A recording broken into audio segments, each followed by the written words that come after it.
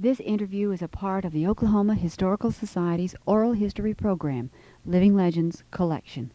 This interview was originally conducted on the 15th of February, 1971. The interview was conducted by Mr. Pendleton Woods. The interviewee is Mrs. Mamie Oliver, and that's capital M-A-M-I-E, capital O-L-I-V-E-R, of Guthrie, Oklahoma. This interview is being re-recorded on the 20th of October, 1986, for inclusion in the permanent collections of the Oral History Program by Judith Michener.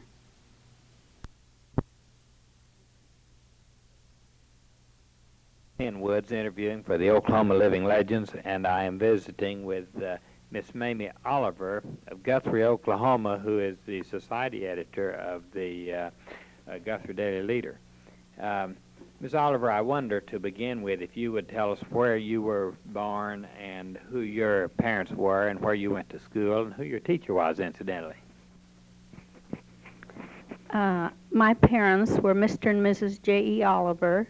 I was born in Chautauqua, Kansas, and my parents came to Oklahoma in 1889 in a covered wagon and filed on the land that I still live on, and did not come to Guthrie until 1894 to make their home.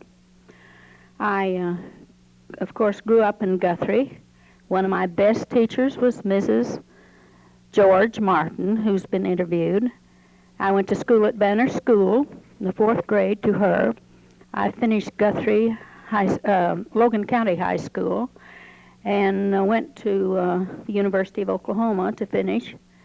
Then I received my master's degree at Columbia University in New York.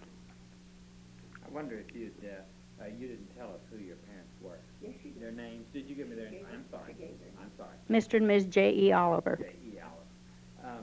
I wonder if you could recall any of the stories that they told you or the experiences they told about the run or about the early days of Kansas. Well, they were married the 24th of February before Oklahoma was open in April.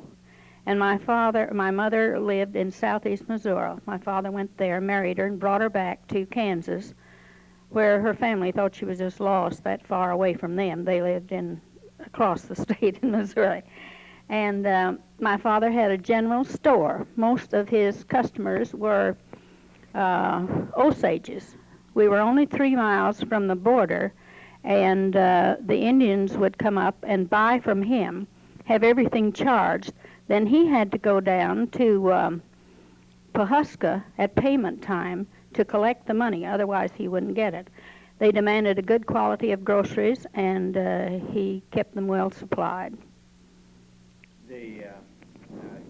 Can you think of any unusual instances that they mentioned dealing with the run? Did they ever describe the run to you as they? Well, when this came on in April, my mother was eager for my father to make the run, but he had nobody to turn this store over to, and that was his living, so he couldn't make the run.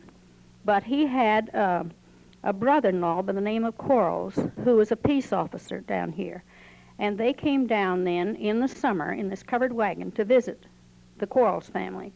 When they did, they found out that this 160 acres of land was claimed by 4 or 5 different families who had built homes on the land. And my uncle knew that they were all Sooners. They came in before the firing of the guns, so they encouraged my father to file on the place. And after a long lawsuit, he received the farm, and the others had to move off. He bought the home of one of the families living there.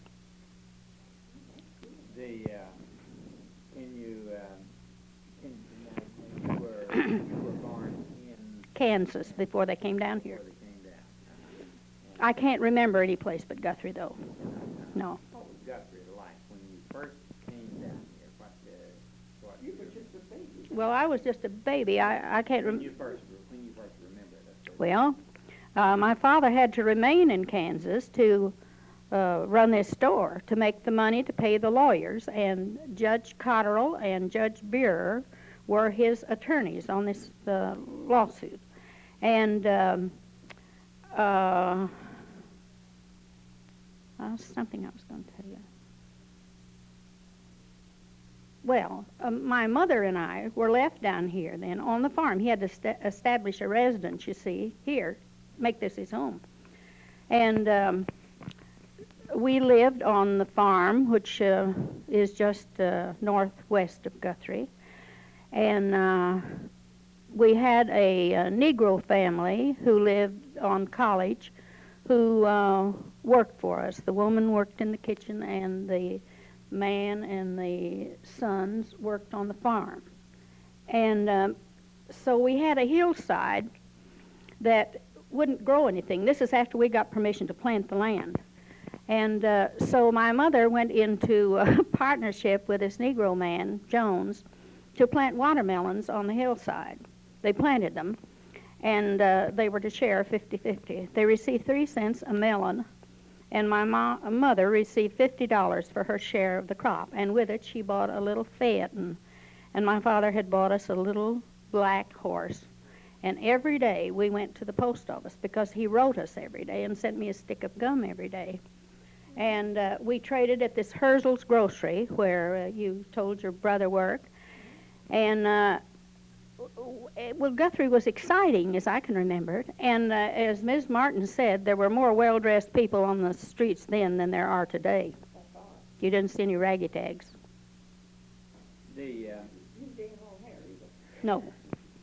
Everybody bent the barber. What was the, in your early years of Guthrie, what was the most exciting incident that you can recall during your girlhood? Well, of course, outlaws were common. And one time, one escaped from the jail, which is now a church, and ran across our farm with the posse right after them, you see. And, of course, my mother jerked me into the house and locked the doors, and there was always that fear of outlaws. I should say, too, that with us from Kansas came a 16-year-old boy to guard us, and he worked at Western Union and stayed at our home just for protection. This jail, what church is it? The Nazarene Church. And it was originally a jail? Yes. Federal jail. How much remodeling did it have to do to convert it from a jail to a church?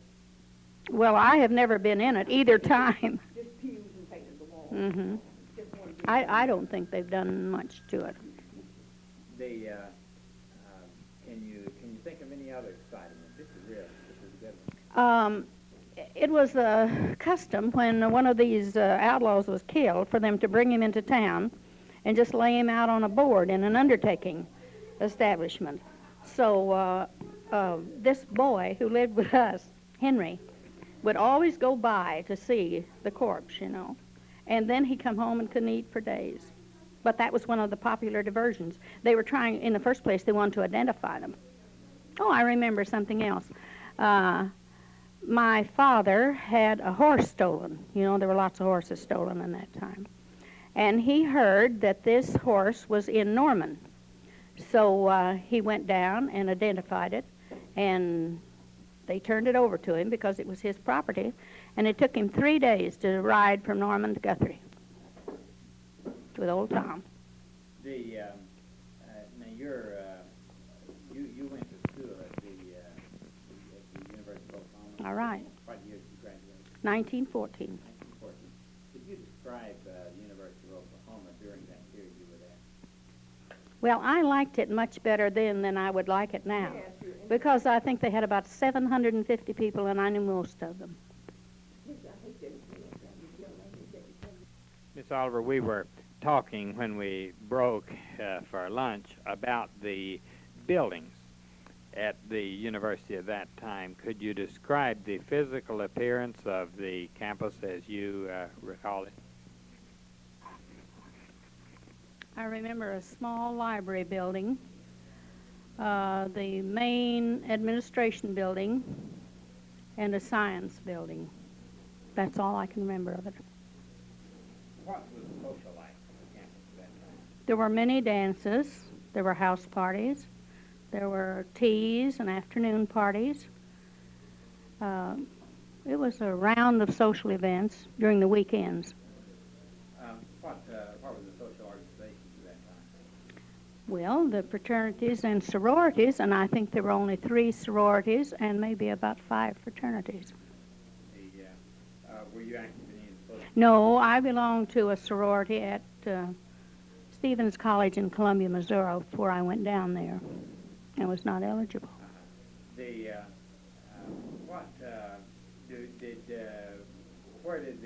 you talk about how popular were the OU football games at that time? Oh, they were good games. Was coach at the time you were there? Benny Owen. Benny Owen. He came there in what year? I don't remember, but he'd been there a long time before I got there. Was Owen Acton playing football? No, he was through before I went down.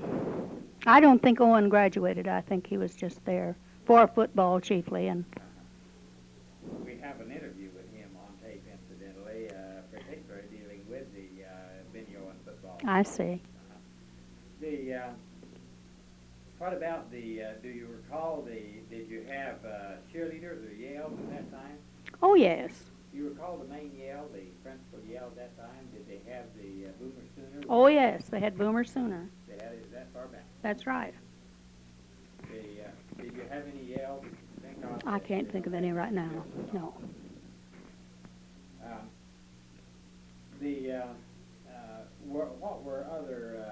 What other events were highlights on the campus? I know that football, although it was a favorite thing, gained probably in its popularity as in the 30s and 40s. But I know that debating and some of those things were a bigger thing on campus. They were. Could you discuss those things of interest that were of particular interest and had a following on the campus at that time? Do you mean organizations? No, I'm thinking of activities. In other words, what the debating, if that played a bigger role than it does now, or some of the other things. I believe that it did. I'm not sure about that. I can't remember a thing about basketball. Maybe they didn't have basketball. I remember baseball, which was popular. What was the most exciting thing that happened on campus when you were there? Oh, dear. I can't remember anything. Did you have, were there any demonstrations at that time? Oh, no, nothing like that. Everybody was satisfied with things as they were. There must have been some instances at the university that may have been a highlight. Can you think of anything that for you was a highlight? Well, now, this is very personal, but I went to Oklahoma City with a class. I can't remember what the class was, but anyway, our object was to visit the stockyards and the Eaton biscuit factory, which was there, and several other factories and things of that sort. So we went early in the morning, and by noon, I had a date for a dance that night, and I had said I would be back.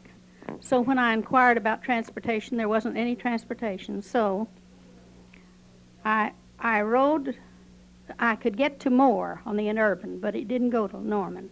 So I just sneaked away from this group and rode to Moore on the Interurban, and there I got off and walked straight down the railroad track to Norman, about 11 miles, and went to the dance that night.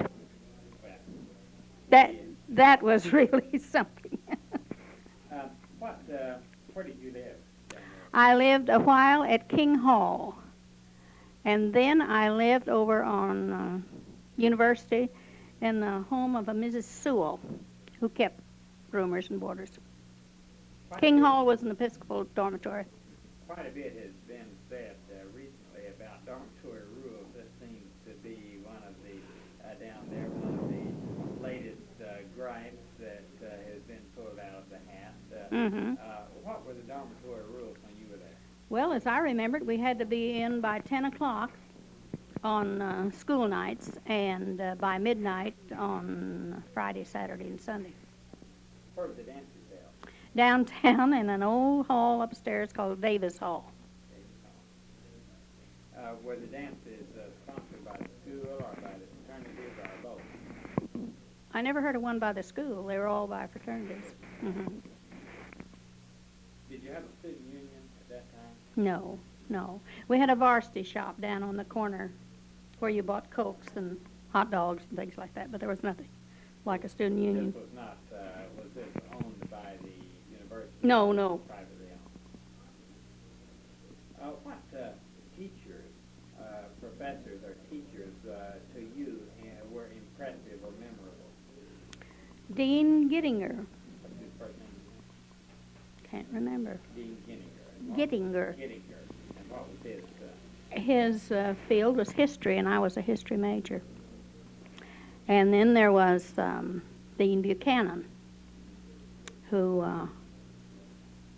for a while he was a temporary president, but I believe he was in the history department too. And then there was a man by the name of Van Vliet, who was in the science department. And Miss Doré was the dean of women. No, Miss Doré wasn't. She was the French teacher. I can't remember the dean of women's name.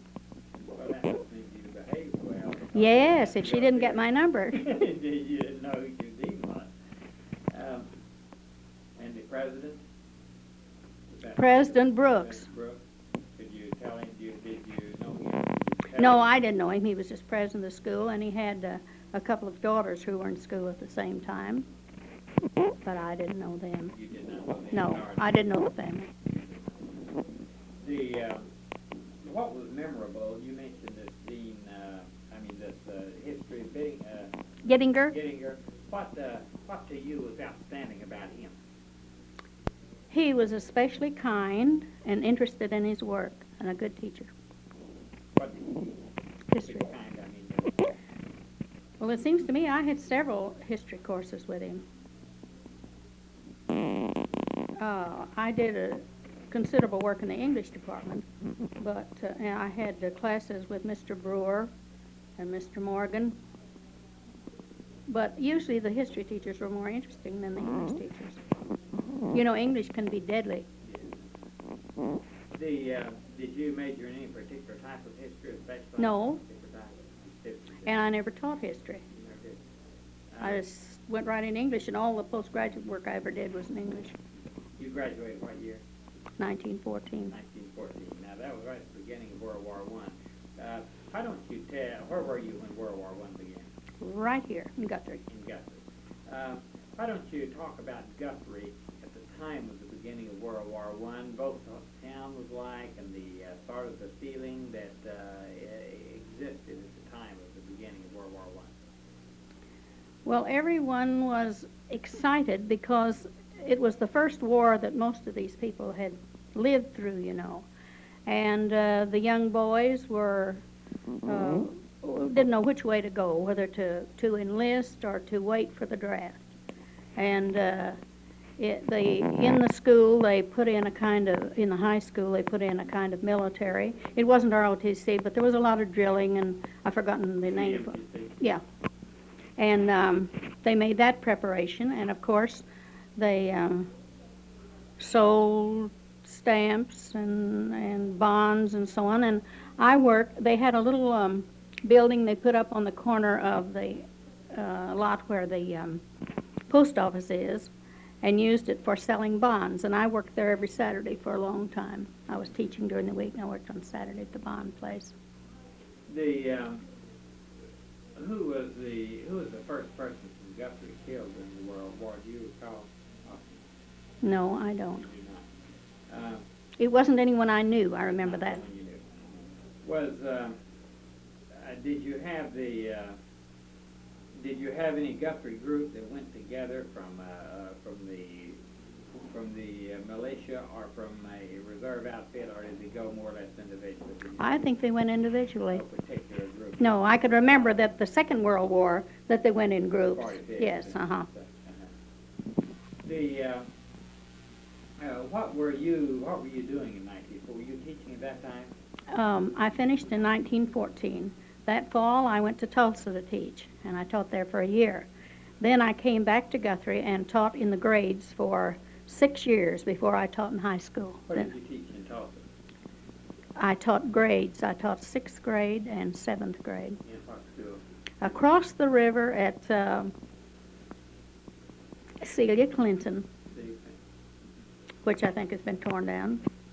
Do you want to describe your early teaching experience, what it was like to teach at that particular time? Well, it was rugged. For instance, West Tulsa was a rough section of town, and the children that I had came from, well, deprived homes, you might say, and they were easily controlled, though they seemed to appreciate school as kind of a haven of rest compared with the homes they came from. But they were not particularly bright children. Did you have were there any personalities that you knew in Tulsa that were that have later become well known statewide or have made a name of any particular note in the state? I don't believe so. What about your classmates in school? Did you have any of your classmates who... Now you're talking about OU. I'm talking about OU when you were any particular classmates who later gained, say, statewide or either statewide or national prominence in any field that you could think of offhand? Well, Denver Davidson was one of my classmates, and he was the best dancer at OU. Then Leonard Logan. I believe Leonard came from Tahlequah. It seems to me he did. And the Johnson boys, Neil and Hap and Graham. Oral Busby from Ada. There were a lot of important people that turned out to be after they were out of school. Now you came to Guthrie then in 1915 to teach, or was it 14 to teach? No, I went to, I finished in the spring in 14. That fall I went to Tulsa, and then the next year I came to Guthrie. What school did you teach in? I taught in Central School, grade school. Is it still there? Well, it's been built, a new building has replaced it.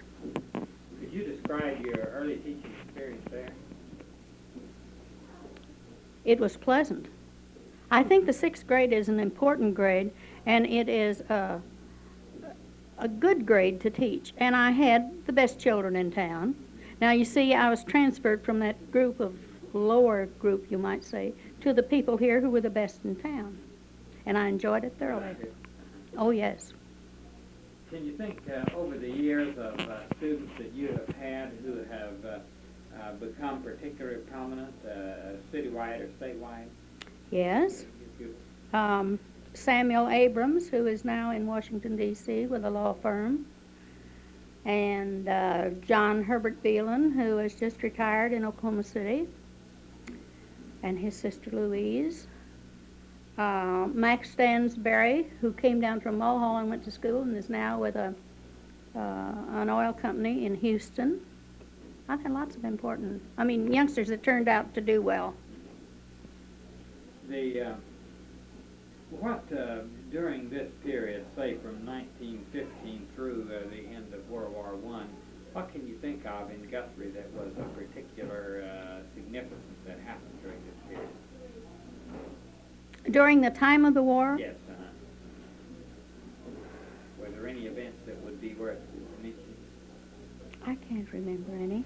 I know they did all sorts of things to raise money, like cooked food sales and various things. The churches were all active in making money to assist in the war effort. I want to backtrack just a little bit to the Constitutional Convention. Were you here at that time? I was, but I wasn't old enough to take an interest in it or ever to visit. No, I didn't. Why don't you, when we were driving over to Ms. Martin's, we were talking about the seal and what led to that. Why don't you discuss sort of the temper of things in town at the time of this movement? Now, of course, the movement of the seal was sort of the last step in in other words, it was the physical result of what had been going on for a number of years, and I think that probably people recognized it, but at the same time, this was the single thing around which there was a rallying point. Could you describe the feeling or the thoughts at that time? I think that Guthrie was aware of the fact that they might lose the capital after Oklahoma became a state. And I think they had been bracing themselves for this and trying to think of things to do to aid in that movement. And again, there, the women had these cooked food sales and did all they could. The women were an important part in that fight to keep the capital. And it was just the uppermost in the minds of the people. It was and of course, when it left, why, you just knew that that was it. What did the cooked food sales do? What was their purpose? Well, they raised money to help in any way that they could to fight it. Legal battles and that sort of thing? Yes.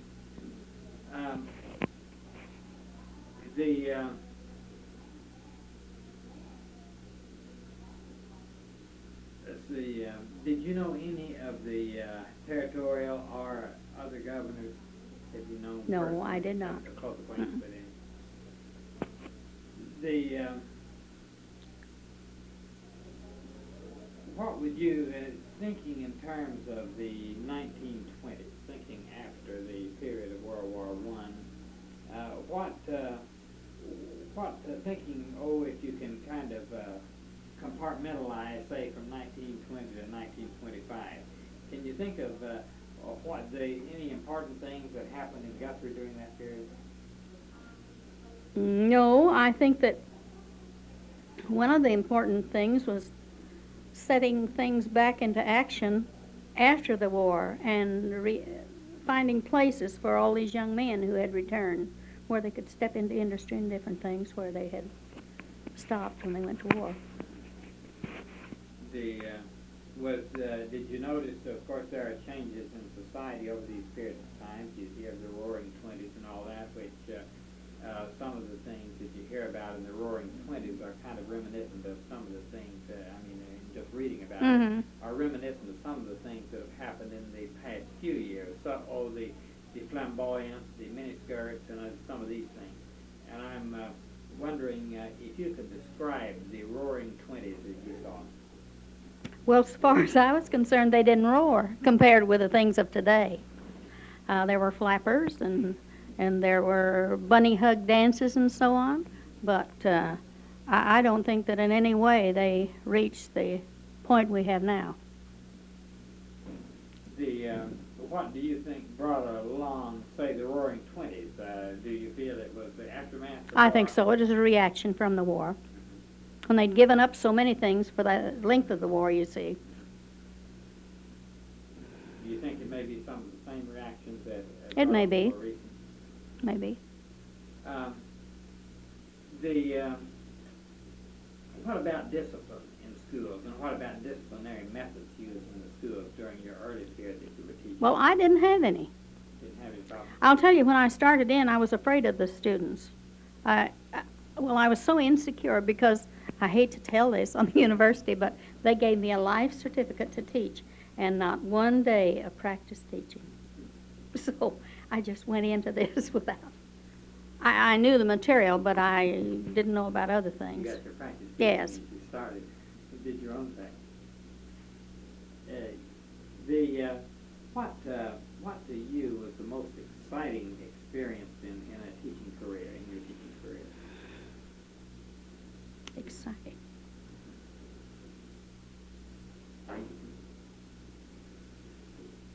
Well, it was all pretty exciting.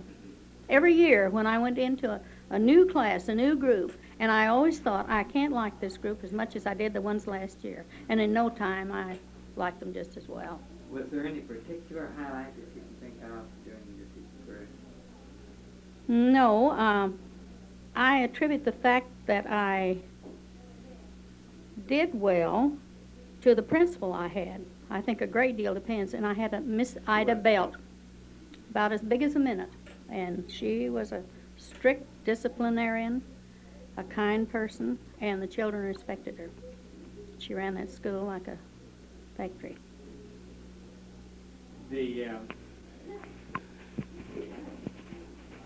Were you active in any organizations or any civic work or anything during this period you were teaching? No. You were not. Were you active in the... I belonged to the University Women and was one of the charter members, but that was after the war, quite a while, in the 30s.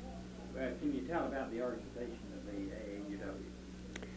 Yes, I can't tell you how long ago it was, but it was organized by Mrs. Estill Harbor of Edmond. She was then the state president and made numerous attempts before she finally found a group that would work with her. And in that time, not so many people had degrees.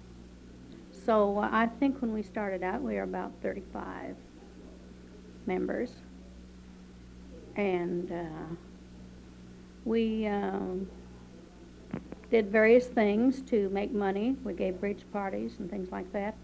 And we created scholarships and gave parties for the senior girls, graduation time, and assisted wherever we could. What do you feel is the most important project of the AAUW? The scholarships they gave. Then we tried to interest the senior girls in going on to college and someday being a member of the University Women. Were you active in any other organizations, either fraternal, religious, or I've always belonged to the Presbyterian Church, but I've never taken an active part in any organization. I go to church on Sunday. First Presbyterian? Yes. Can you describe the First Presbyterian Church as the farthest back you remember? How it was, any differences? Well, it was a frame building on the corner where the brick church is now, and that's where we were almost struck this morning. The same corner is where the church was. And I was taken to Sunday school every Sunday. In fact, we were Methodists, but the Methodist church was farther away. And we had some grandmas come visit us who were Presbyterians, so we just started there with them and finally joined that church. But the congregation was not too large, but they were a group of cooperative people who were eager to carry the work of the church along and make it what it is today. Can you think of any outstanding event in the Presbyterian Church that you feel might be worth mentioning? I don't believe I can. You cannot. What about were the social events or that sort of thing? Did they have social events in the church today? Not as many as they do today, no. They had one social circle, they call it, or maybe a missionary circle. And all the women went to that. But now, they have them divided up in little groups, and they meet at different times of day and so on. You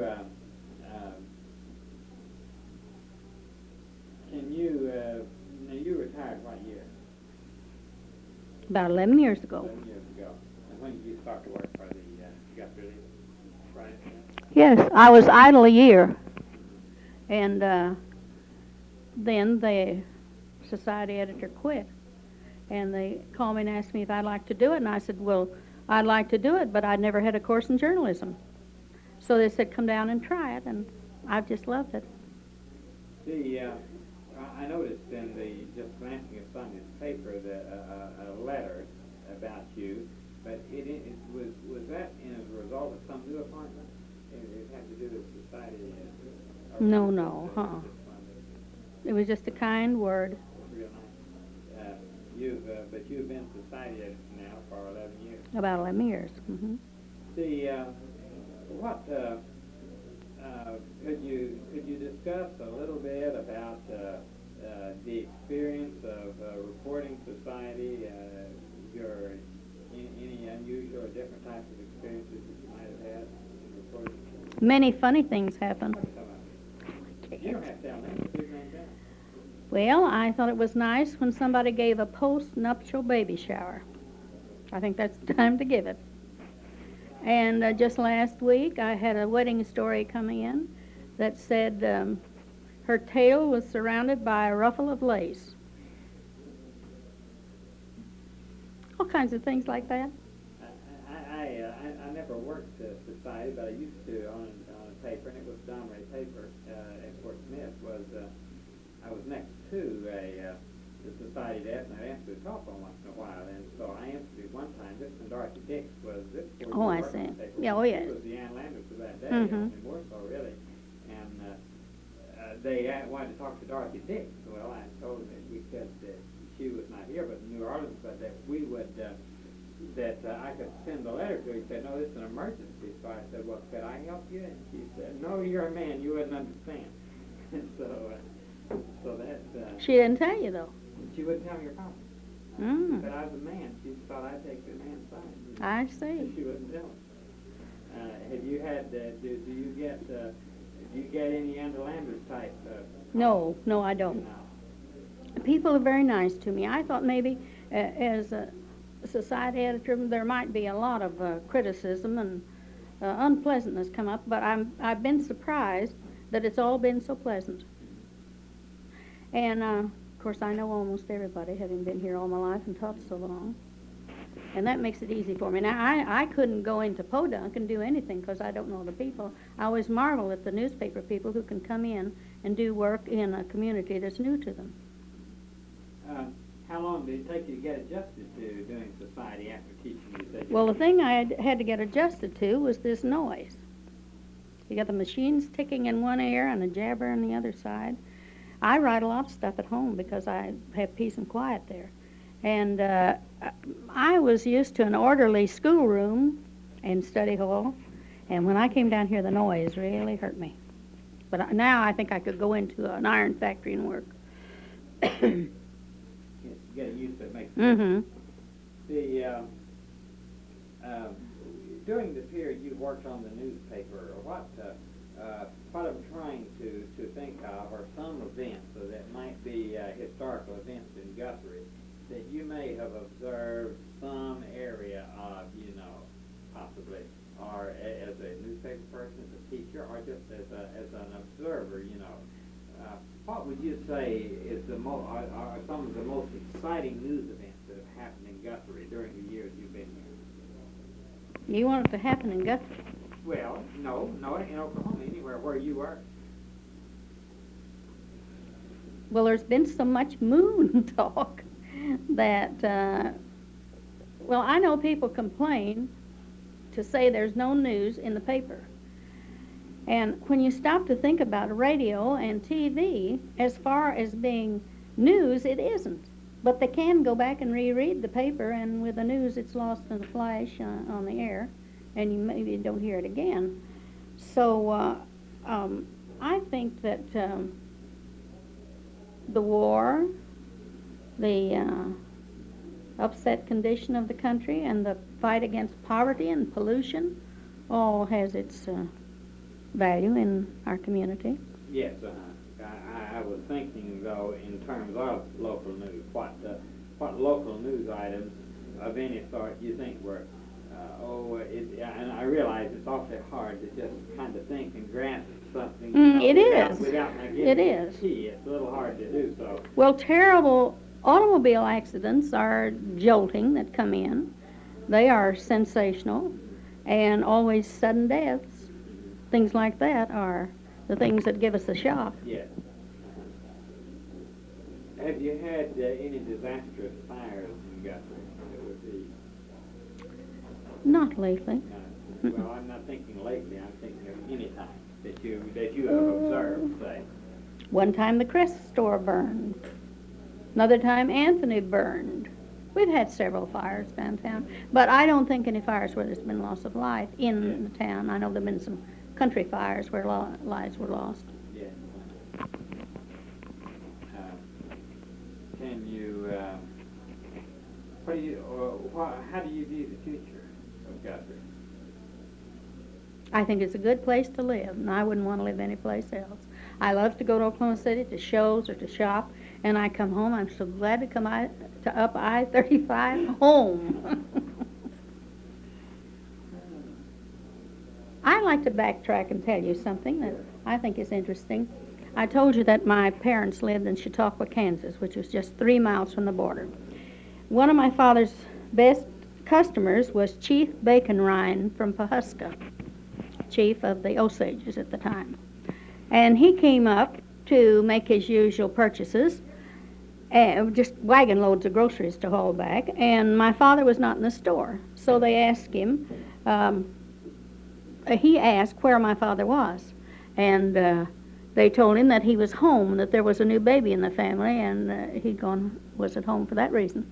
So the next week he comes back and he brings a pony, and he wanted to trade the pony for the baby. And my father wouldn't trade, and I think afterwards he's sorry he didn't. They always laughed at me, though. I could have been an Indian princess if he had taken the horse. Then another thing, I told you that I still live on the land that my father took. And one of the families who had built a house and set out a beautiful orchard was this Dick Reeves. And Dick Reeves, I bet Mr. Tillman would know, ran the biggest gambling house in town, right down here on the corners of Harrison and 2nd Street. And he built this home and put his parents in there to live. And they were some of the ones who had to move off. And, of course, my father told them to move the house. He didn't want that, but they left the orchard. And the old man used to come back as long as he lived and get fruit every year out of those trees that he had planted. I don't think Dick Reeves stayed there much. He stayed over town in his gambling joint. What about, were there quite a few gambling joints when you first came here? I'm sure there were. They needed law enforcement badly, and they had it. And shooting was so common. I can remember that, and I grew up I grew up afraid of everything, because they were shooting people through windows, you know, and I wouldn't sit in a room today. I wouldn't sit in this room at night with those windows not closed, because I just was impressed that if you didn't darken that room somehow, then somebody might shoot you. And it happened plenty of times. So you think that the shooting today is less common? I do. There seems to be a movement of thinking that we are reaching an age of super violence, but I don't know whether you. I tell you, it seemed to me that the human life meant very little in that time. You know, Mrs. Martin was saying this morning that the people who came here were people looking to the future and wanting to build a life for themselves in a new country. Also, Guthrie was kind of a mecca for people who wanted to get divorces. You could get them in a short time.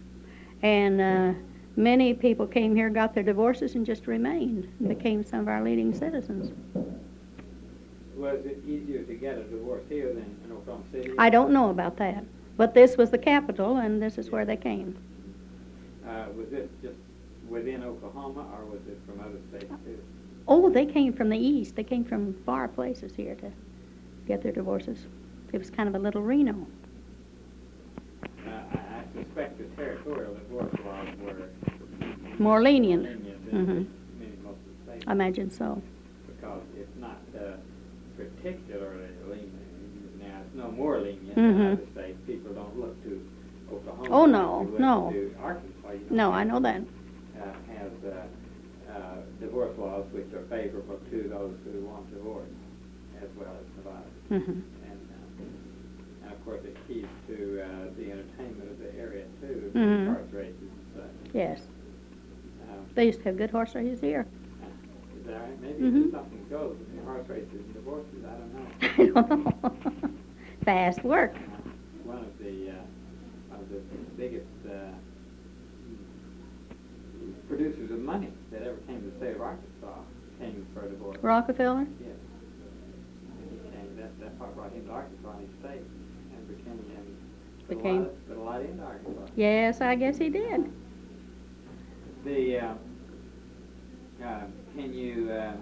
Can you think of any, speaking of murders and that sort of thing, can you think of any any murders or shootings or anything that were particular in the news during those early days? I wouldn't have known the names of any of those people, see. Can you remember the incidents, what happened? Well, in many cases, it was a matter of just going to a man's home after dark and calling him out and shooting him without giving any reason at all, and in many cases getting away. They must bring about some of this. In other words, do you feel that the gambling was key to a lot of it? I don't believe so. I believe it was over possession of property. Because everybody wanted to get what he could get. Was this was this all prior to statehood? Yes, all that I'm thinking of.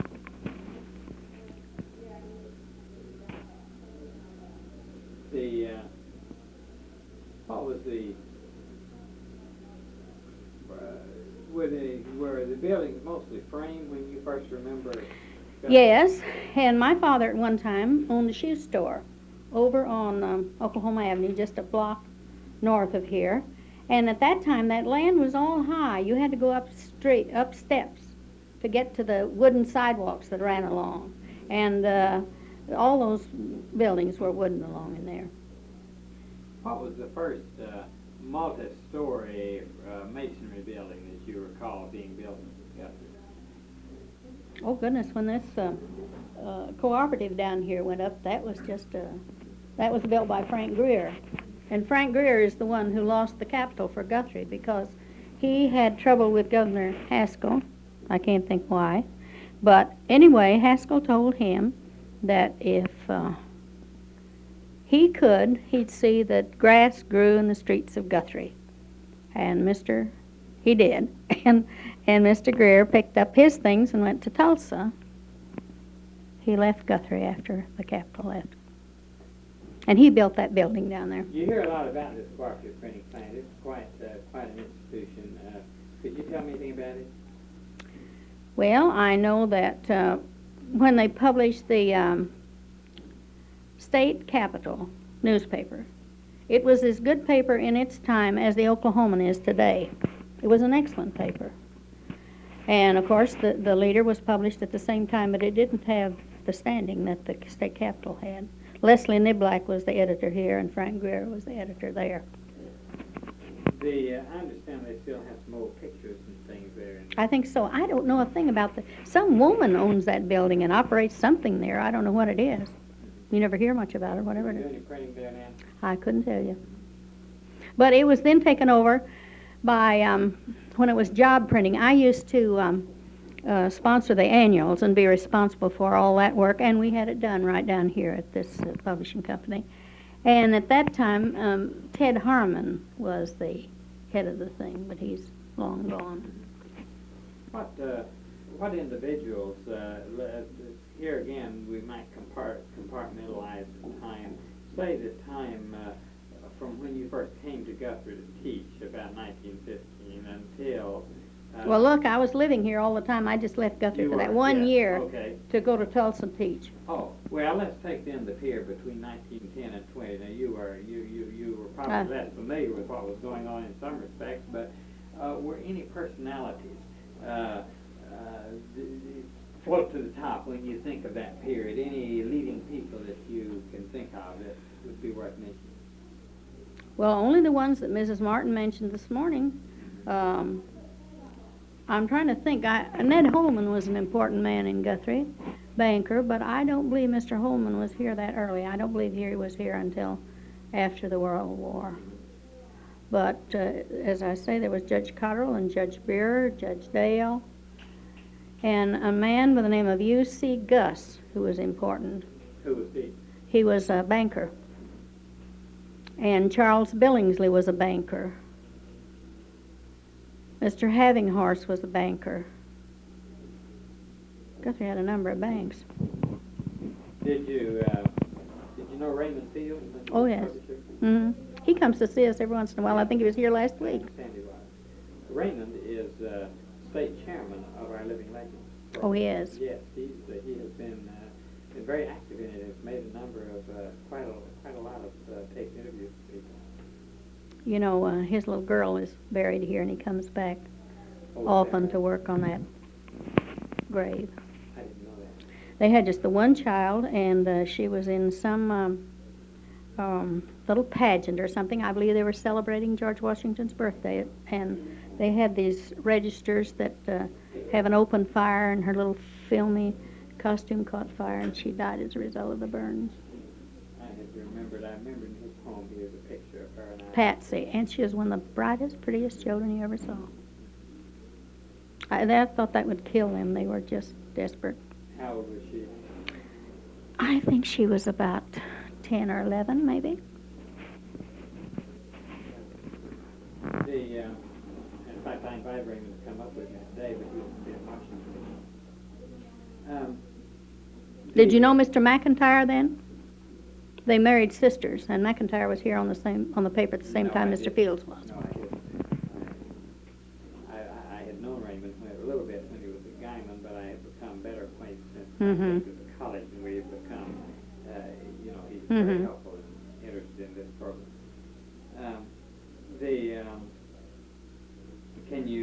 Can you think of the early newspaper people in Guthrie other than Mr. Fields or any that he preceded him?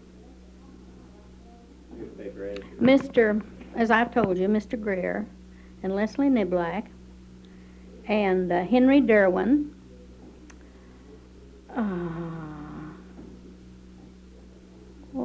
A man who was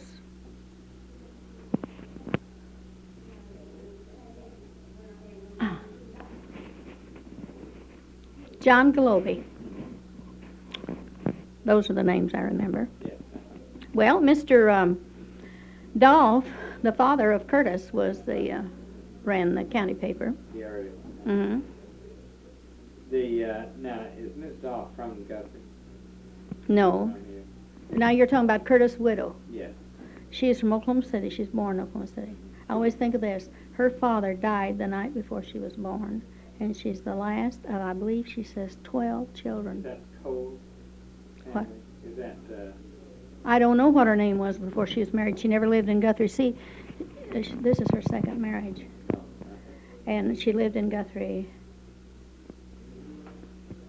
then, before her divorce. And then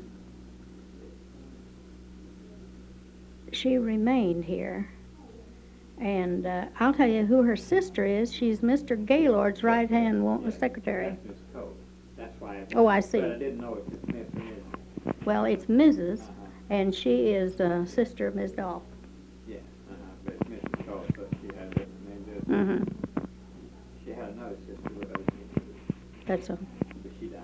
Mm. I know that there are just about 3 left out of this dozen. I think Ruth told me. Actually, already. Mm-hmm. Can you think of anything about Curtis Dahl or about his family that might be worth it? Do I? A lot wouldn't Okay. No. Curtis, I never felt was equal to his father. His father, can you tell me anything about his father? He was a fine gentleman and a good worker, kind to his help. I worked with him quite a little on high school newspapers. Oh. I'd get the paper together and they'd print it. Did you supervise the high school paper? Mm-hmm. When you retired, you were with which school? Guthrie High School. Guthrie High School, and you were teaching what? English. English and supervising the paper.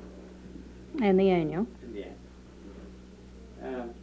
And selling football tickets at night down here at the stadium and all those little things. We go along with it. Mm-hmm. I used to wish I could just teach.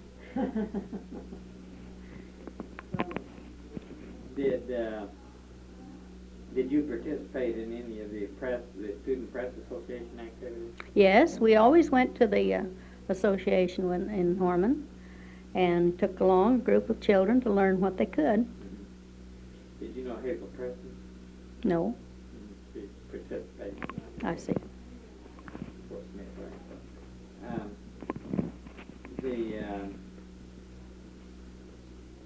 Can you think, in your high school period, we talked a little about the grade school, can you think of any outstanding events that happened in the high school where you were teaching, or maybe connected with your classroom or connected with the school itself, some event that kind of stands out?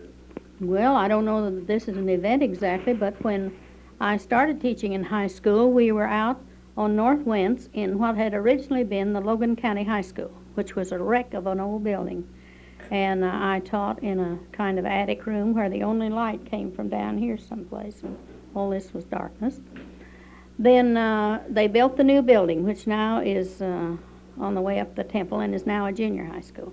And going into that new building was really an event in my life because I was the first one to go into that room and put up the pictures I wanted, and I taught in that the rest of the time that I was teaching because, of course, this is a new high school out here. You know, now we have only about the third year in it. This county high school is the one that Mrs. Martin's Father was principal when I went there. He was principal? Yes. Tell me something about him. Well, he was very much like her. He was an individual you wouldn't forget.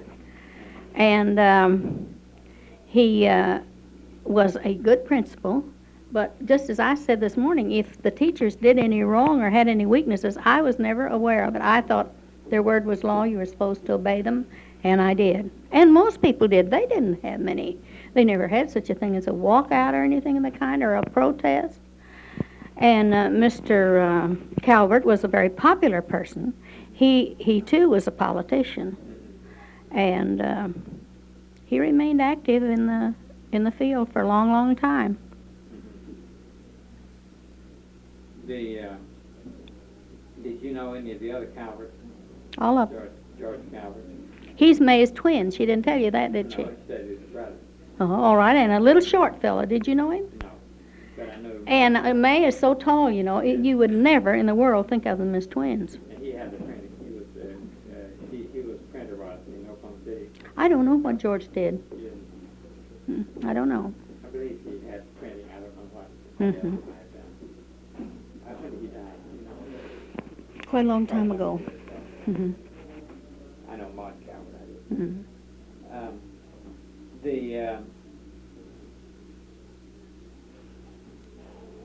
Let's see.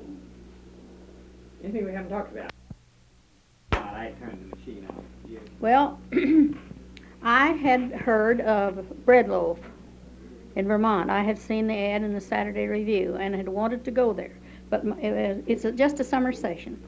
And my mother always discouraged me because she said, you'd be so unhappy up there in the country because you always like to go to a city in the summertime where you can shop and see shows and things like that.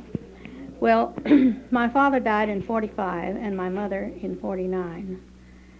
And when, of course, after he was gone, my burden was doubled because I had her to look out for and to take her where she wanted to go and do what she wanted to do. And I'd be tired from teaching, but I'd do it. Anyway, when she was gone then, I was just lost because, you know, you have a responsibility and then it's taken away from you. Well, summer was coming on. I was still teaching. And I couldn't decide what I wanted to do, but I didn't want to go any place I'd ever been with my family because I wanted no memories. And I thought, now this is the time to go to Bread Loaf. So I sent a special delivery letter. I was at a writers' conference in Norman at the time I decided to go and got it off in June and asked if they had room for me. And right back came a letter to say they did. So I went, and it is just like heaven, as near as you can get on earth. It's up in the Green Mountains, 12 miles from Middlebury, and it's a graduate school in English. That's all they teach. And they have fine professors that come from all those eastern colleges that maybe they're the dean of the faculty the rest of the year, but they come there and teach during those 6 weeks. Then following that is a writers' conference of 2 weeks, which I stay for. So I go in June and stay till September. And I've done it 21 times. Have you attended any special teacher events in Oklahoma that might be worth mentioning that have any particular, such as a writers' conference or anything like that? I enjoyed those. I went to those for a number of years before I went to Vermont. But that's about all I went to after I finished school. Of course, I'd always the state meeting of the teachers and the one at Edmond, and those things I always dreaded. That's the OEA? Yes. Why don't you talk about the OEA a little bit? Okay. Well, how about early days on OEA? Forget later days. You haven't been active recently anyway. How about the early days of the OEA? Well, as far as I was concerned, now they used to have, and I guess they still have, an English luncheon. And for that, they usually had good speakers, and I wouldn't have missed one of those. But to me, the general meetings were, more or less political get-togethers, you know, to get people into office and all that, and face that mob of people. I don't think I ever learned one thing. Was this true even in the early days? As early as I can remember. Did you?